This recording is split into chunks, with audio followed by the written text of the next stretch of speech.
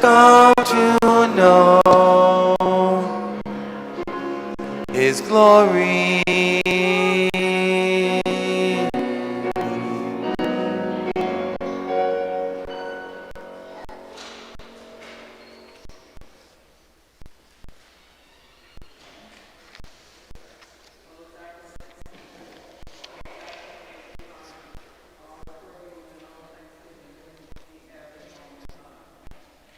O sacrament most holy, O sacrament divine, O praise and all thanksgiving, be every moment. Sacrament most holy, O sacrament divine, O praise and all thanksgiving, be every moment. The Lord sits as King forever. The Lord will bless His people with peace. Let us pray.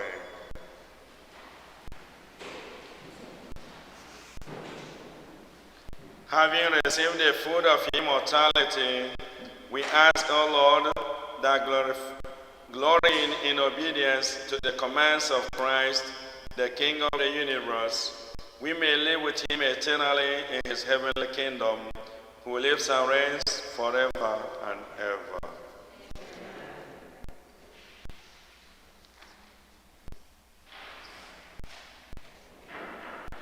Let's sit for announcements.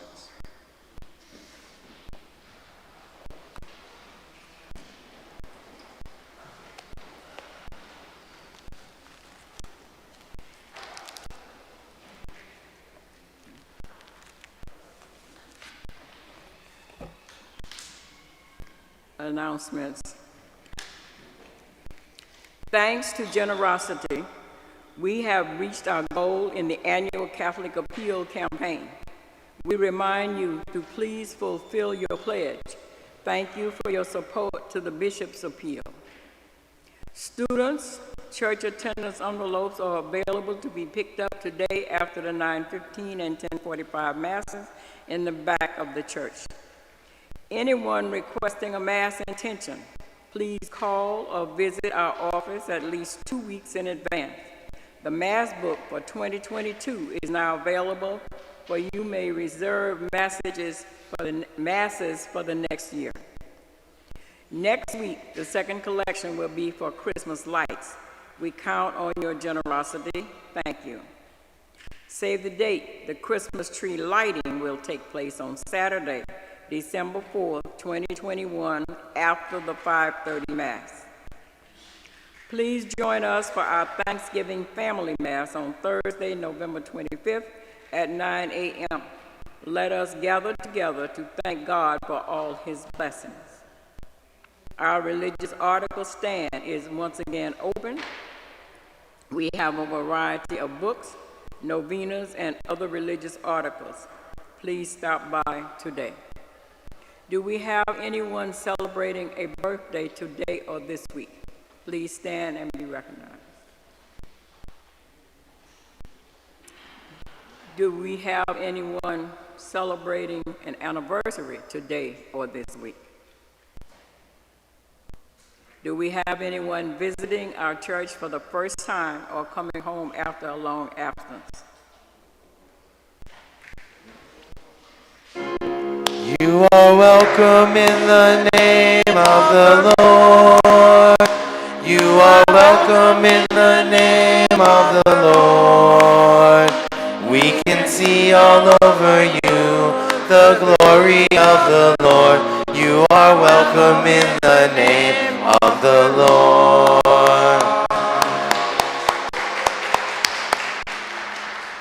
Thank you and have a blessed week.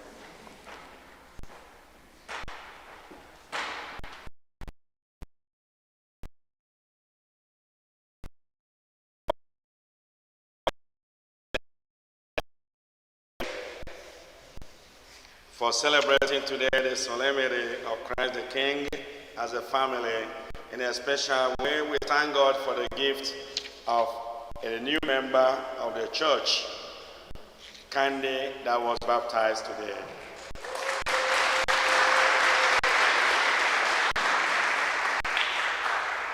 As we promised during the baptism, we are going to continue to pray for her and the family. May God continue to bless us both now and forevermore. Amen. Okay, I'm Father Theodore from Nigeria.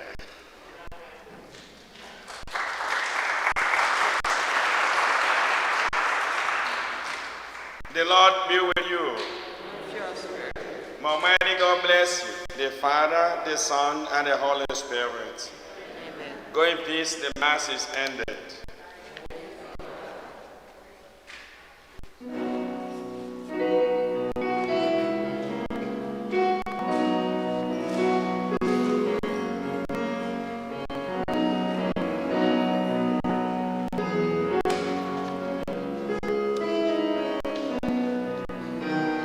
Lift high the cross, the love of Christ proclaim, till all the world adore his sacred name.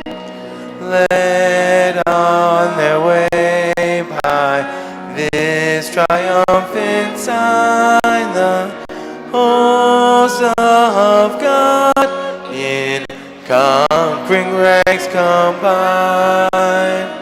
Lift high the cross, the love of Christ proclaim, till all the world adore his sacred name. Each newborn servant of the crucified bears on the brow the seal of him who died.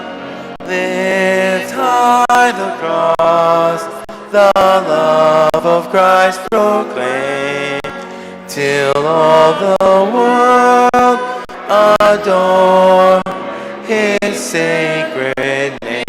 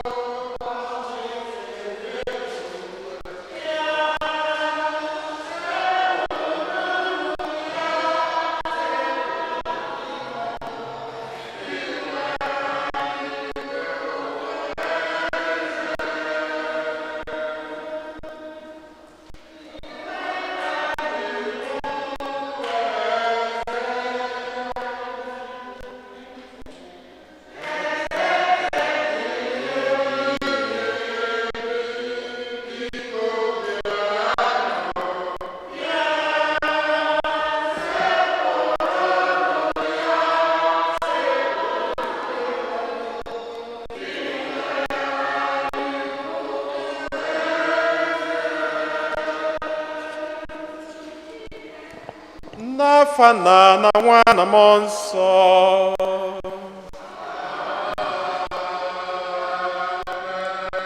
Ka ngọzi nke onye nwe anyị Jesu Kristi na ịhụnanya nke Chukwu na ịdịkọ n'otu nke mmụọ nsọ na-enye dịrị unu niile.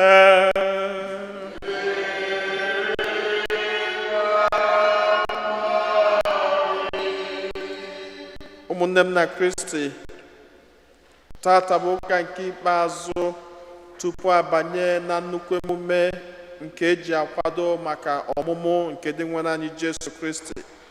Tata ụka na-emekwazi nnukwu mmemme iji wee gosipụta na dị nwe anyị Jesu Kristi bụ eze nke ụwa niile, eze nke ndụ anyị, eze na-enye anyị ihe ọma, eze na-agọzi anyị, eze na-agbakwute anyị mgbe anyị tọrọ atọ, eze na-azọpụta anyị n'ogbu nke ọnwụ, eze na-akasi anyị obi, eze si anyị jebe na ụjọ adịrị ya. Tata ka anyị na-eme nnukwu mmemme nke o ji bụrụ eze. Anyị na-ayọ ka ọ na-achị ọchịchị na ndụ anyị niile, ka ọ na-edu, ka ọ na-agọzi, ka ọ na-agbazili anyị niile. Anyị nwere ebumnobi nke anyị ji gbakọta ọnụ na aja masị n'ụwa, ka anyị nata n'isi ala runye Chineke ebumnobi anyị niile.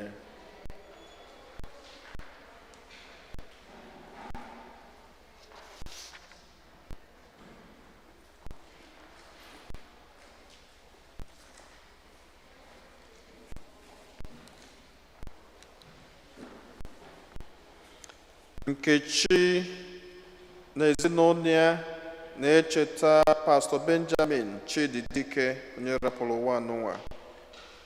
Chuck na Lady Priscilla Okolo na-ekene Chineke maka ịfụnanya ya, na-ayọkwazi nchekwaba na ihe ndị ọzọ ha bụ n'obi. Ụmụnna, ka anyị kwado onwe anyị nke ọma maka nnukwu eme nke Eucharistia n'ụwa site n'ikwupụta njọ anyị.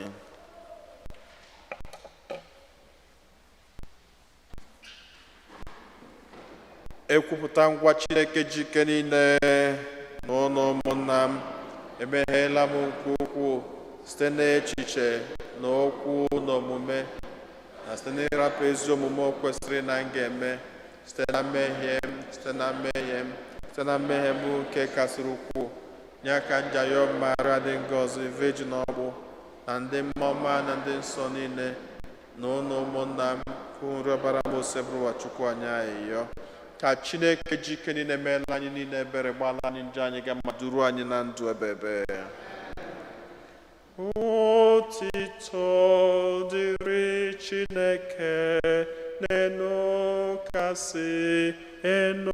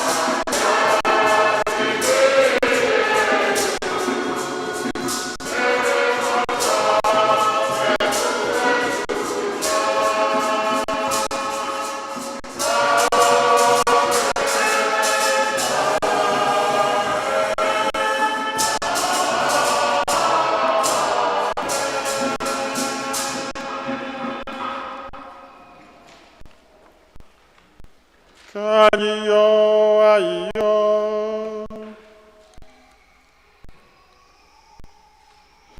Chineke pụrụ ime ihe niile, onye dị ndụ ebighị ebi, ọ sọrọ gị ime ihe niile ka ọ dị ọhụrụ n'ime nwa gị hụrụ n'anya, onye bụ eze nke ụwa niile.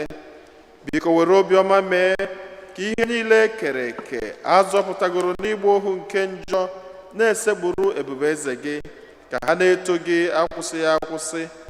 Anyị yọrọ nke a site na ndị nwere anyị Jesu Kristi nwa gị, onye gị na-adị ndụ na-achị n'ịdịkọ n'otu nke mmụọ nsọ, otu Chukwu site n'ụwa ta ụwa niile.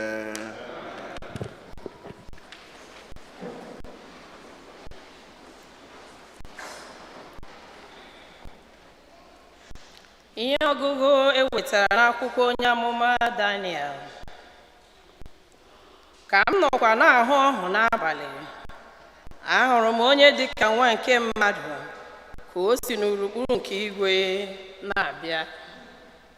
Mgbe o rutere na nke onye ahụ na-adịghị site na mbụ, e mere ka o guzoro n'ihu ya.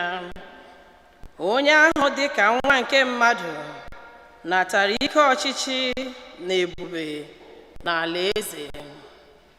Obodo dị iche iche na agbụrụ dị iche iche na-asụ asụsụ niile wee na-efe ya. Ọchịchị ya bụ ọchịchị dị ebighị ebi, nke na-enweghị ike ịnapụ ya. Alaeze ya bụ nke na-agaghị emebi emebi. Okwu nkọsabụwa.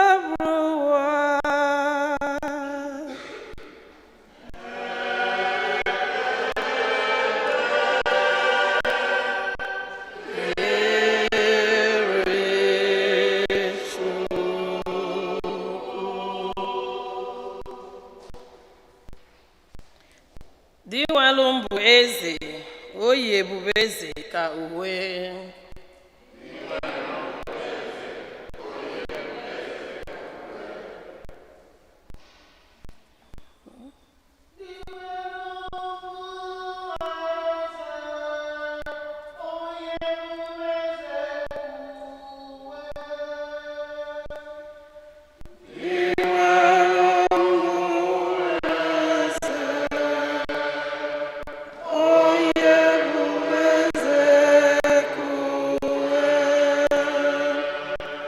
Diwalu mbụ eze, o yi ebube eze ka uwe. Diwalu jiri ike ka onwe ya n'ukwu.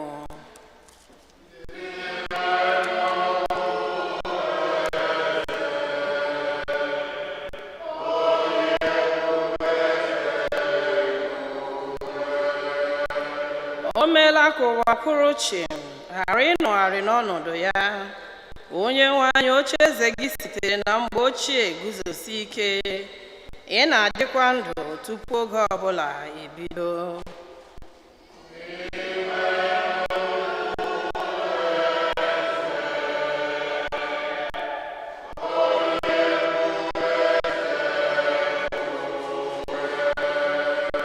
N'ezie, atụmatụ gị kwesịrị ntụkwasị obi. Ịdị nsọ kwesịrị ụlọ gị. Onye nwe anyị, otu a ka a ga-adịgide ruo mgbe ebighị ebi.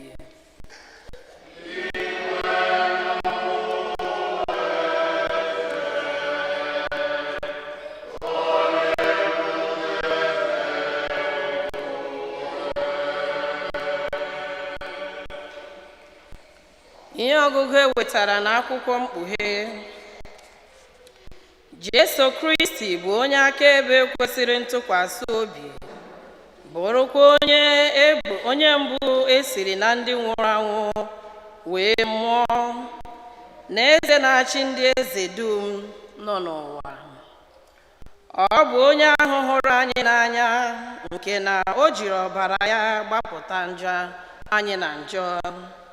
O wee mee ka anyị bụrụ alaeze nke jupụtara na ndị nchụàjà, ndị ga na-efe Chineke nke ya na Nna nke ya.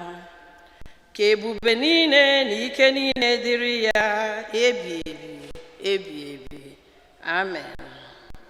Ọ bụ onye ahụ na-abịa n'igwe ojii, mmadụ dum ga-ahụ ya, ndị ahụ mara ya ube ga-esokwa hụ ya, ebo niile dị n'ụwa ga-erukwa ya uju. Ọ bụ ka o siri mee. Amen. Onye nwe anyị Chineke kwuru sị, abụ m isi mbido na isi ngwụcha, onye ji ike niile ahụ dị ugbu a, nke ahụ dịbụ adị na nke ahụ na-abịanụ. Okwu nkọsabụwa.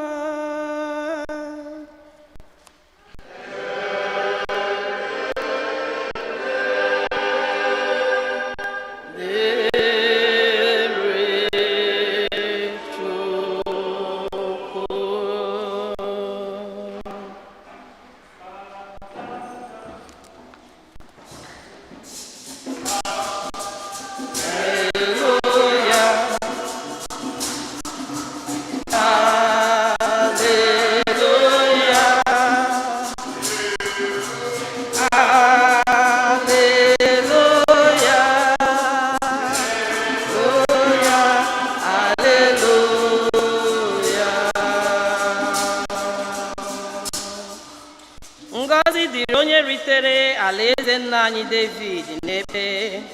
Ngọzi dịrị onye bịara n'aha Onyenwe anyị.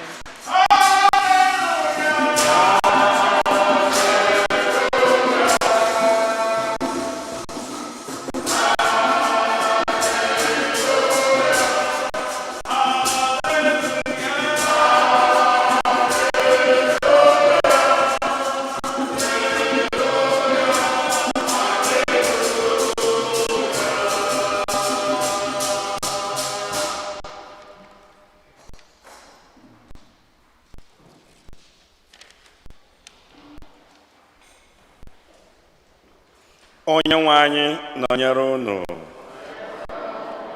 Ihe ọgụ nke a si n'oziọma dị nsọ nke Jọn dere. Pilate jụrụ Jesu sị, ị bụ eze ndị Juu? Jesu zara ya, ị na-ekwu nke a n'onwe gị ka ọ bụ na ndị ọzọ gwara gị okwu banyere m? Pilate wee zaghachi ya, abụ m onye Juu? Ọ bụ ndị ala gị na ndị isi nchụaja kpụrụ gị nyefee m n'aka. Gịnị ka ị mere? Jesu zara ya sị, alaeze m abụghị nke ụwa a. A sị na alaeze m bụ nke ụwa a, ndị m na-achị gara alụ ọgụ ka a ghara inyefe m n'aka ndị Juu. Ma otu ọ dị, alaeze m abụghị ụdị nke ha. Mgbe ahụ Pilate jụkwara ya sị, ọ pụtara na ị bụ eze? Jesu zara sị, gị onwe gị ekwuola na m bụ eze. Ihe eji mụọ m na ihe m ji bịa n'ụwa bụ ka m gbara eziokwu ahụ akaebe. Onye ọbụla guzoro n'eziokwu na-anụ olu m. Oziọma nke ose bụrụ ụwa.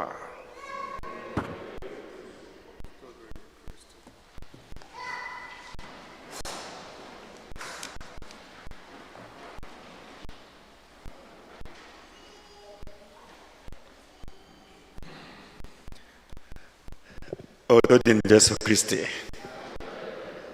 Kerkunumba.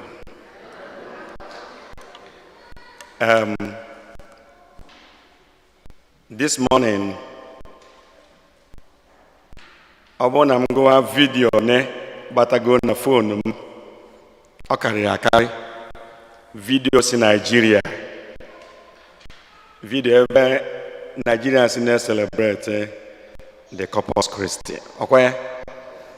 Ọbịa na-echetakwara m etu anyị si eme ya na Nigeria.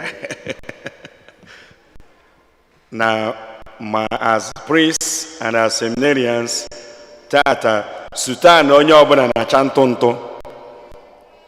That is external manifestation of what we are, celebrating the kingship of Christ openly. Jesus Christ gwara anyị sị, onye ọbụla kwupụta m n'iru ndị mmadụ, aga m ekwupụta ya n'iru Nna m nke nọ ebe n'eluigwe. And that is what we are celebrating today, to proclaim him with the rest of the Christendom as the King of Kings and Lord of Lords. And so, dear friends, we have come to celebrate as a family the gift of faith and the gift of our Lord Jesus Christ. Onyinye ka Chineke nyere anyị n'ebe Jesu Kristi nọ. And na onyinye ahụ o nyere anyị bụ onyinye nke ịkụziri mmadụ niile ihe. Na Jesu Kristi n'onwe ya eche na ọ bịara ka ndị eze ndị ọzọ, onye chiri eze, ụmụnne ya na-ekoni, ụmụnne ya na-afụli elu, maka na eze bụ ọdara iwu ịga nga na ana uche nke anyị. Eze bụ ihe ọ sọrọ ya ka ọ na-eme gịnị? Ka ọ na-eme. Eze adịghị aga nga. Eze na-eme ihe ọ sọrọ ya. Onye ọ sọrọ ya ome gịnị? Oke ọkpọ. Then ụmụnne eze na ndị relations ya na-eme otu ọ sọrọ ha, maka na ha bụ gịnị? Ụmụ nke eze. Ikwusi ike eze eme gịnị? Apụta ha na-ekozi. So mana Jesu Kristi abụrụ ụdị eze nke ahụ. Eze nke ya bụ gịnị? Eze nke umeala, that came to serve, not to be served, to show light to the world, the darkened world, to be an example of leadership, example to be followed. And so that is the King we are worshiping. All the same King bụ nke nyere anyị ohere ka anyị keta oke in his own kingship through the water of baptism. And so, onwe etu ọzọ anyị ga-esi wee na-ekene ya karịa isi ya Chineke, ahụ ize gị for giving us Jesus Christ, onye gbapụta mụ na unu na njọ, in a special way, wee gụnye anyị iso wee keta oke na abụmonye amụma, abụmụkọchukwu, na abụmonye eze nke o mee gịnị? Nke ọ bụ. Mana o nwere ihe dị na ya, my brothers and sisters. Two major points I would like us to take home. The last sentence of the first reading for the book of Daniel says, his kingdom and kingship shall not be destroyed. Agaghị emebi emebi. Ọ dị ọkpụtọrọ ọkpụ, ọ dị ebe ebe. Agaghị emebi emebi in secularum. Ihe ọ sọrọ onye iro ya mee gịnị? Ya mee. Na mgba niile agbara ya na mgba na-agba ya n'ụzọ dị iche iche, agaghị emebi nata ya bụ abụmeze nke o mere gịnị? Nke ọ bụ. And so, dear friends, mana anyị ga-agbakwa mbọ hụ na anyị emebiro ya. His kingship shall not be destroyed. It's an assignment for you and I. Na anyị ga-agba mbọ hụ na ọ bụrụ anyị nwa ga-eme gịnị? Ga-emebi ya. It's just like what God has united, no one should put asunder. I always try to remind the couples, provided you don't put yourself in such a difficult and stupid situation as to put this marriage to asunder. N'onye ọbụla gbara mbọ ga-echukwa ya bụ marriage. Mana ndị eji maka ha wee bịa, unu ga-agbakwa mbọ hụ na ọ bụrụ unu ji aka unu wee mee gịnị? Wee mebie ya. And so na ihe gọrọ anyị taa na first reading ahụ, na eze ahụ ama mebinata, ịbụ eze nke Jesu Kristi ama mebinata, ma ọ bụrụ na mụ na unu eji aka anyị n'ụzọ dị iche iche wee mee gịnị? Wee mebie ya. And this reminds us of our promise and covenant with Christ himself through the water of baptism, na anyị ga-anọgide n'akụkụ ya site n'ịgbara ya akaebe. Ọ bụ na ịgbara ya akaebe n'ụzọ dị omimi na otu anyị si emeso mmadụ ibe anyị omume, ka anyị wee bụrụ ya bụ ihe nyere ndị ọzọ, ndị a ga na-eṅomi eṅomi. Ịma na anyị so wee ga-eketa oke na the last sentence of the gospel, na ọ bụ ya nwa bụ eziokwu, na ndị niile na-ege ntị n'eziokwu ahụ bụ gịnị? Ndị nke ya. Jesu Kristi bụ eziokwu, na ndị na-ege ntị na ya bụ gịnị eziokwu ka a gụnyere dịka ndị gịnị ndị nke ya. Kedu ndị bụ ndị ahụ? Anyị niile. Mana anyị ga-agbazi mbọ hụ na polisi ga-adị ka okpu ya. Ọ bụghị ndị ekwu ekwu, o si na ntị nke abanye, o si na nke ọzọ mee gịnị wepụ. Anyị ga-abụ ndị ahụ ga-eso ya bụ eziokwu, gosikwazi ndị ọzọ bụ ihe bụ eziokwu site n'omume anyị, site n'okwu ọnụ anyị, sitekwazi n'omume anyị. Na Jesu Kristi ahụ bụ eziokwu bịa gbaa akaebe n'onwe ya na Chineke bụ eziokwu. Anyị na onwe anyị ga-agbara ya akaebe n'ụzọ abụọ n'ụzọ site n'ịnọ na gịnị eziokwu. Ọ bụrụgodu na ndị ọzọ si na a ga-egbu gị ikwu eziokwu eme gịnị egbuo gị, take it as na ihe a bụ challenge, maka na Jesu Kristi na onwe ya gwakwa mụ na unu, onye ọbụla ga-abụ onye ga-eso m ga-eme gịnị eburu obe eme gịnị so m n'azụ. Ka obe mụ na unu ga-ebu iji wee gosi ịgba ebe akaebe nke anyị na-eri oriri taa ga-abụ akaebe kwụ ọtọ, na anyị ga na-agbarịrị akaebe kwụ ọtọ n'ụzọ abụ n'ụzọ. Ọ bụrụgodu na nna m maọbụ nne m maọbụ nwanne m nwoke maọbụ nwanne m nwaanyị, m ga-agwa ya sị ya na nke a ị mere abụrụ ya. That is the sign of Christianity. Ọ iji gosi ndị ọzọ na enwego ihe dị iche n'ebe anyị niile nọ na ebe ndị ọzọ nọ, bụ ndị so wee keta oke n'ịbụ onye eze nke Jesu Kristi bụ. And so dear friends, ịgbara Jesu Kristi akaebe o siri ike mgbe ụfọdụ, mana anyị ga-agba mbọ yọọ amara nke ya ka onye anyị ume n'obi ka anyị kwudosi ike na ya bụ okwukwe anyị, ebe anyị maara nke ọma na onye so Jesu Kristi uru ga-adị n'alaeze ya. Ka anyị kwudosie n'ike n'akụkụ nke ya n'agbanyeghị etu o siri dị na ndụ anyị. Ma nkwute nwere ike ikwute anyị, ma ọ bụ akaja niile dị iche iche nke a ga-eme anyị, ma n'ụzọ abụ na ụzọ onwe nke a ga-eme anyị karịrị nke emego Jesu Kristi n'onwe ya. And so ka anyị na-enere ya anya oge niile site n'etu anyị si ebi ndụ anyị ma n'okwu ọnụ anyị, ka anyị wee bụrụ ndị a ga-agụnye na alaeze ya n'oge ikpeazụ site na Kristi onye nwe anyị. Udo dịrị unu.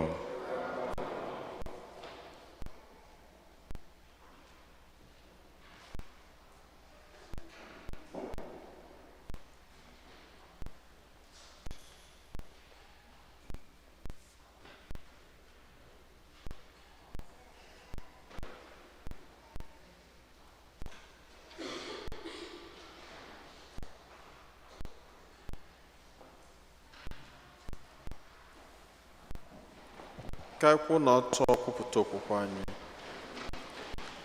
Ekwe n'otu Chineke,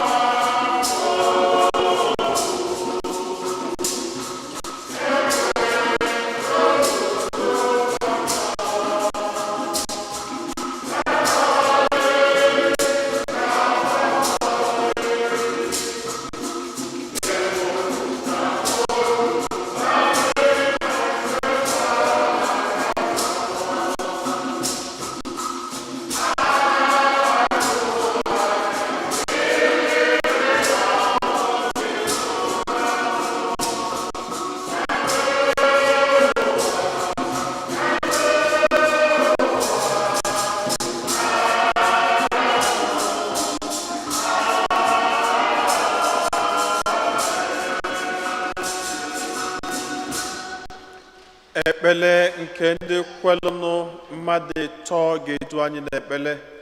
Chineke onye fụrụ anyị n'anya, anyị agbakọtago ọnụ ọzọ tata. Anyị na-eli olili eze nke bụ anyị na-ayọ ka iche ntị n'ụlọ anyị ma gboola anyị mkpa anyị niile.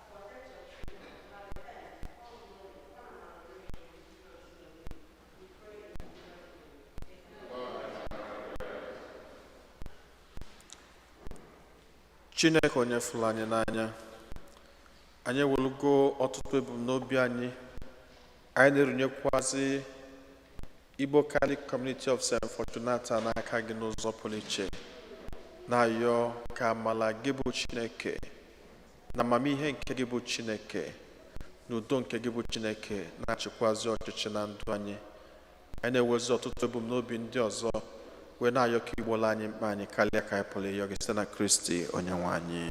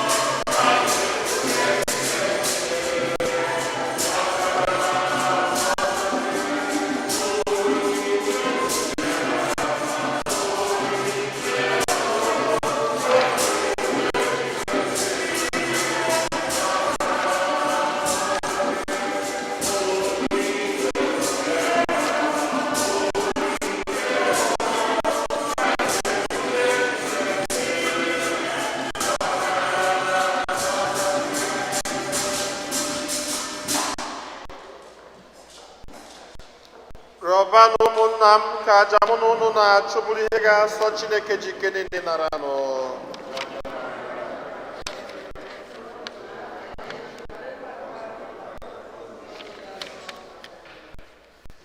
Dị nwenụ, anyị na-ehunyere gị aja nke a nwa gị jiri mee ka gị n'ụwa dịkwa mma ọzọ. Anyị na-arịọ ka otu nwa gị ahụ wetara ụwa niile onyinye nke ịdịkọ n'otu n'udo. Anyị rịọrọ nke a site na Kristi onye nwe anyị. Onye nwe anyị na onye n'ụlọ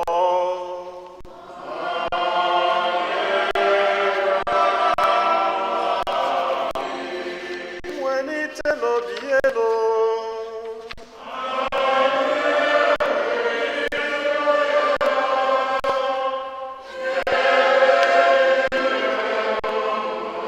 Ka anyị nye n'ụdị nwenụ Chukwu anyị ekene.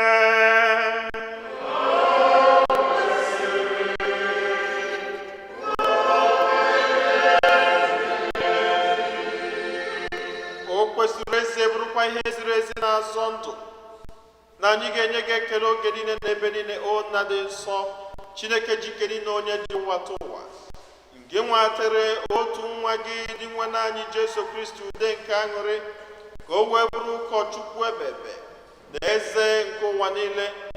Uche gị bụ ka o si n'inye onwe ya n'elu ọta nke obe dịka ihe aja nke udo na-enweghị atụtụ, were rụpụta ọrụ nke mgbapụta mmadụ. Ọ bụkwa uche gị ka ihe niile ekere eke nọrọ n'okpuru ya, ka o were gbatara gị bụ Chineke jike niile alaeze nke dị ebebe zue mba ọnụ, alaeze nke eziokwu na ndụ, alaeze nke ịdị nsọ na nke gracia, alaeze nke ikpe nkwụmọtọ, ịhụnanya na udo. N'ihi nke ya anyị na-eso igwe ndị mama niile nke eluigwe na-eto ebube gị oge niile n'ukwe na ekwe.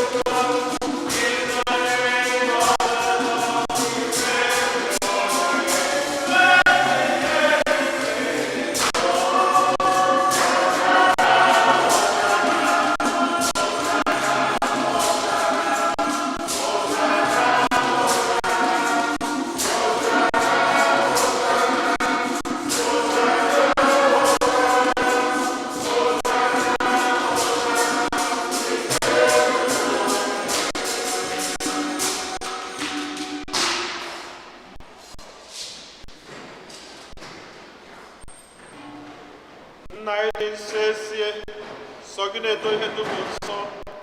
Anyị arịọ ka ike onyinye ndị a nsọ na-erukwasị na mmụọ gị, ka ha wee ghọrọ anyị arụ na ọbara nke onye nwe anyị Jesu Kristi, onye bịara tupu edunye ya n'ọnwụ, nke o jiri aka wee nara o were achịcha nye gị ekele na otuto, nyawa ya nye ya ụmụazụ ya sị, naranụ nke a, rienụ ya unu niile, nke a bụ arụ m nke a ga-eduru nye maka unu.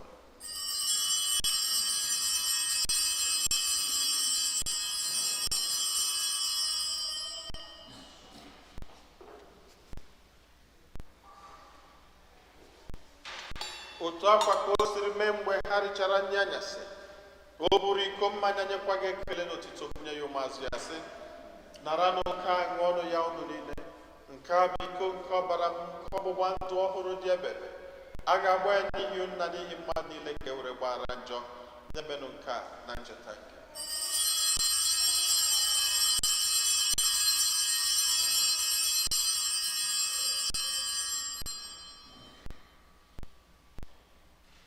dị nwe na anyị bụ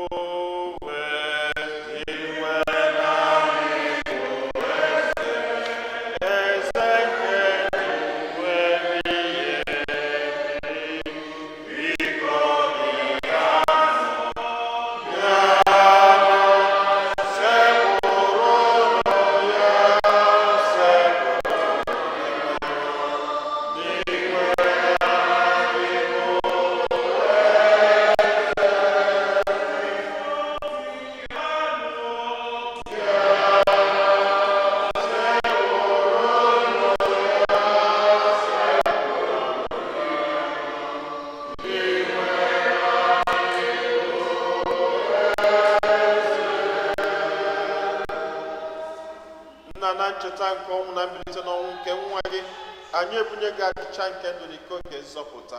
Anyị na-ekele gị n'ihi na ị kwere ka anyị dị mma ikwuru n'ihu gị na-efe gị. Anyị jụma na-arịọ ka anyị bụ ndị na-anata ọrụ n'ọbara nke Kristi bụrụ otu site na njikọ nke mmụọ nsọ.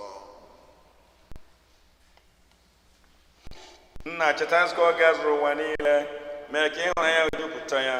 Gọzie popu anyị bụ Francis na bishọp anyị bụ Nicholas na ndị ofu ọta gị niile. Chetakwazi ụmụnne anyị ji okwu wee gaa n'ezumike nke ọnwụ. Kpọbata na ndị ọzọ niile nwụrụ ọrụ ihe nke ebube gị. Biko mere anyị niile ebere ka anyị soro Virgin Maria dị ngọzi nne nke Chukwu na Josef dị nsọ bụrụ ya na ndị apọstọl na ndị nsọ gị niile, ndị mere uche gị n'ụwa wee keta ndụ ebe ebe. Ka anyị si okwu anyị na-eto gị na-edo gị ebube site na Jesu Kristi nwa gị.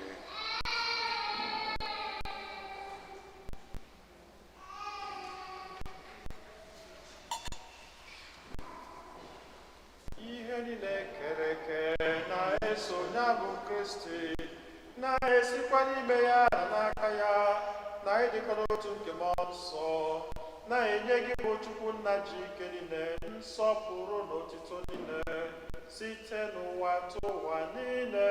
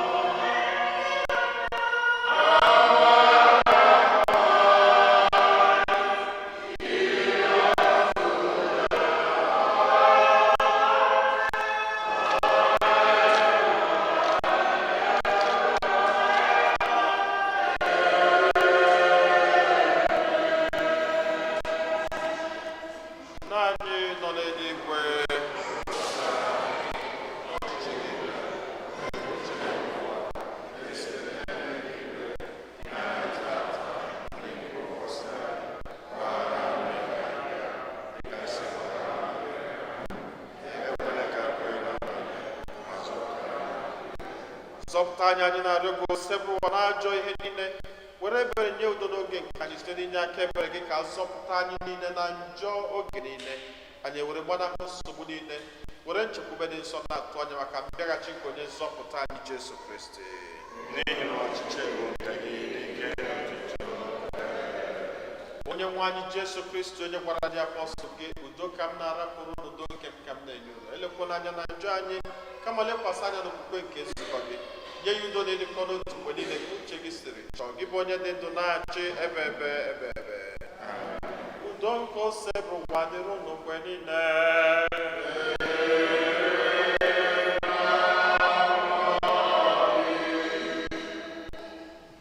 Ka anyị acha n'onwe anyị ekele nke udo.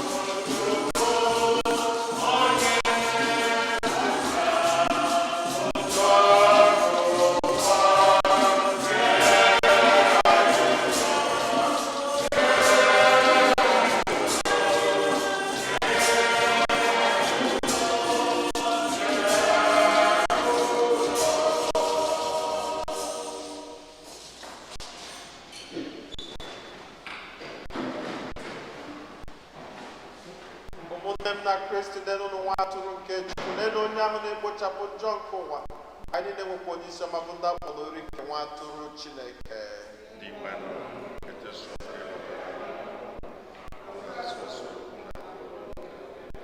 ka arụ n'ọbara Kristi chekwaba anyị niile nwee na ndụ ebere.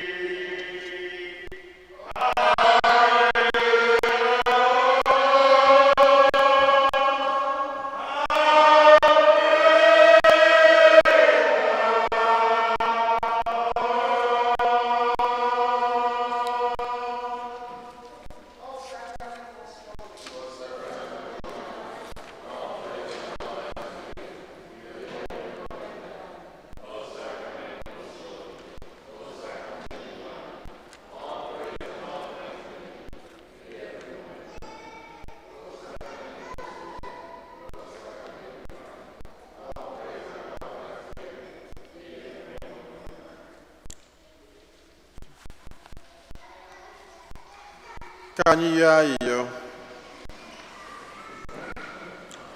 Dị nwenụ, anyị na-ehunyere gị aja nke nwa gị jiri mee ka gị n'ụwa dịkwa na mma ọzọ. Anyị na-arịọ ka otu nwa gị ahụ wetara ụwa niile onyinye nke dịkọ n'otu n'udo.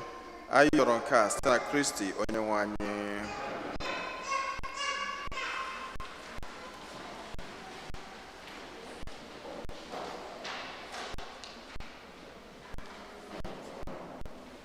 Oto diri Jesu. Oto diri Jesu. Oto diri Jesu.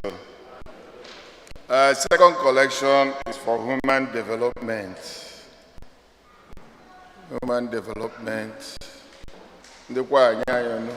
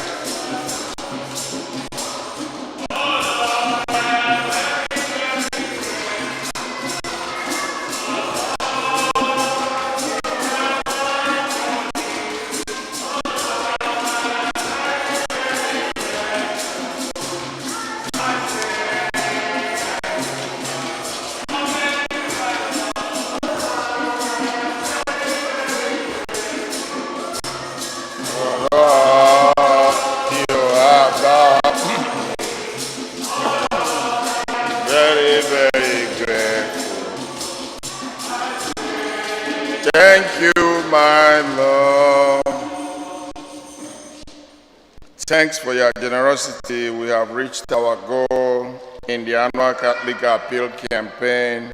We remind you, please, to fulfill your pledge, and thank you for your support to Bishop's Appeal. Anyone requesting a Mass intention, please call the office or visit at least 2 weeks before time. Next week's second collection will be for Christmas lightings. I think Christmas light will be, 12th. I can't remember the date again. Ekukweliana Parish Council must you remember? But it's not next Sunday, thank God. I will find out and I will tell everybody for the Christmas lighting this year. So second collection next week for the Christmas lighting, and in my Christmas lighting we go all connected in Ghana around the clock. So because you want to donate generously. Okay, it's even here. I'm crazy. Save the day. The Christmas tree lighting will take place Saturday, December 4th. That's a Saturday.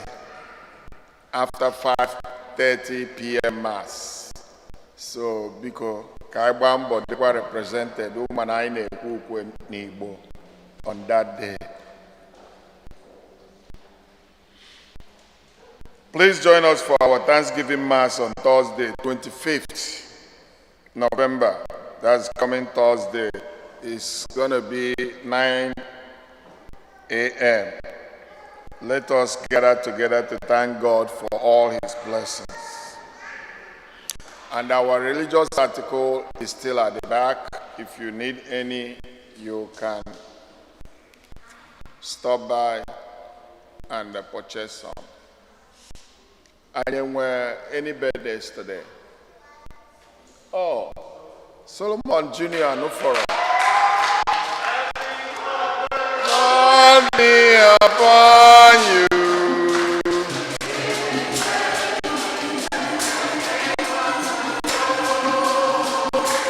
May the blessings of the Lord be upon you.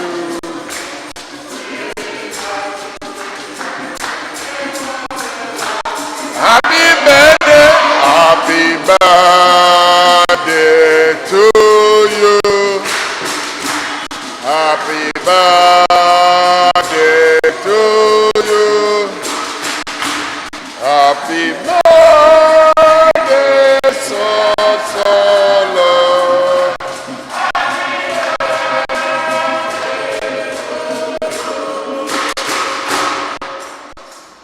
African Kamamia no stand by and as when oh, no, done.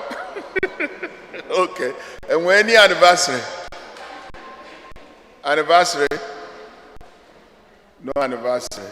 It's third register. Third register. Because I have some information and to give out at the back of the church. It won't take time. Third register.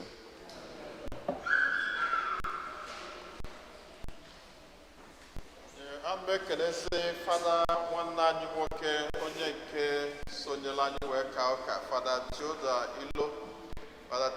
na-alụ ọlụ na Rockville Center or Rockville Diocese Rockville Diocese ka ọ na-alụ ọlụ so anyị niile nọ na-emekọ ọfụma rinne so Father bụ onye Ọka Diocese.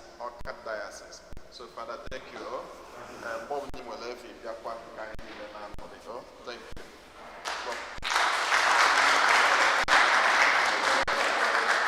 Okay, so I'm a wish is on your happy Christ the King. Happy Christ the King. Oh, you want you know.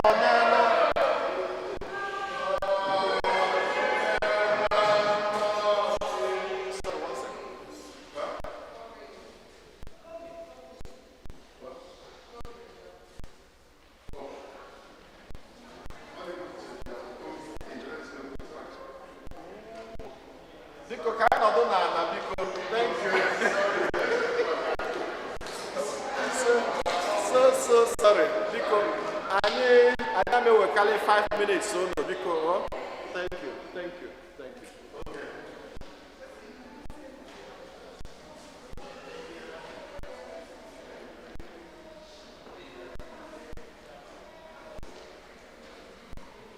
Yes. Because at the behest of our Reverend Father, he requested that we start a process, engage, reflect here on the COVID-19 that affected everybody. So, I got to be here last week, but we're going to be starting this week for some reasons.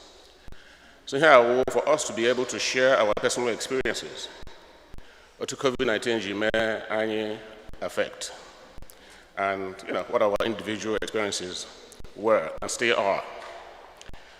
So I know that the year 2020 was an extraordinary year. It started very well. For a lot of people, actually, for people who were anticipatory of great things and good things happening. The same thing occurred with me.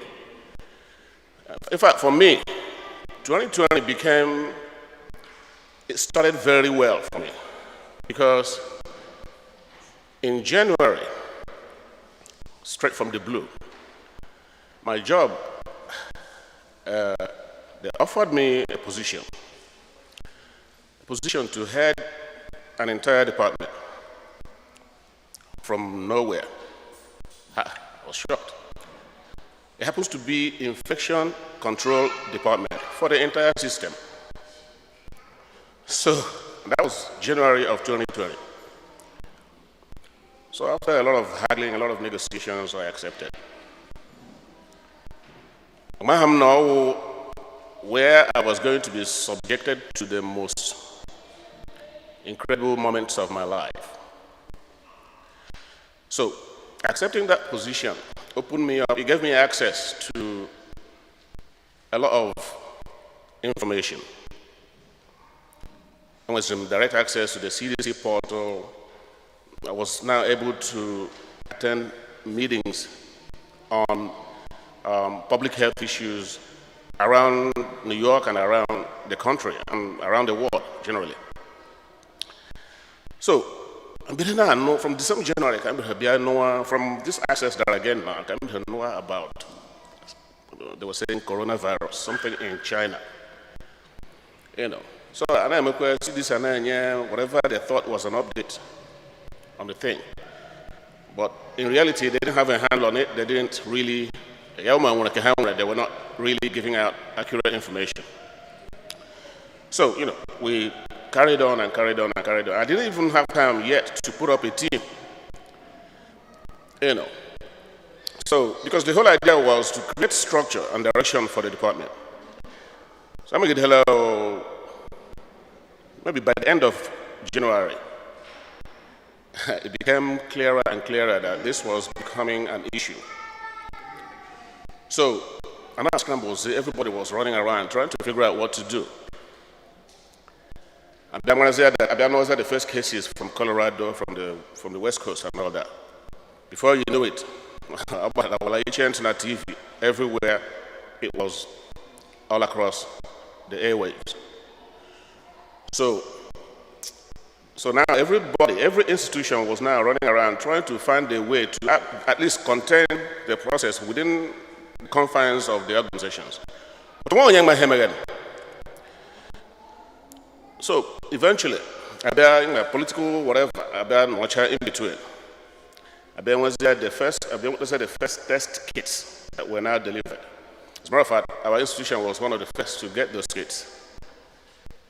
To start the first test for the COVID virus, and I was now steeped in the middle of the whole thing. Now I got to the patients to do the tests. And at that time, mind you, how much protection was necessary? We didn't know if it was airborne, we didn't know it was whatever it was, what if it was a contact. So I splash. About hundreds and hundreds of the initial tests that I conducted were positive for the patients. And for me, so it was such a situation that between me and that process, because let us find this out, because I see this nowhere was issuing regulations on a given day when we can roll to in the morning, and when there are regulations, new regulations, by the noon, I change the regulations as to what you need to do, how much you need to protect yourself, and then all those things going. But I was now in the middle of the whole thing without even looking back now, knowing that I wasn't even quarter way adequately protected. So, I came out of this thing alive because so, but part of the things that happened from there was it New York became, even New York City, that Boston, a dead zone. In fact, I don't know at that time. None of them now know sirens and all kinds of sad sound. One day, because I would have job, but I has New Year. I'm calling New Year, maybe about 2 weeks.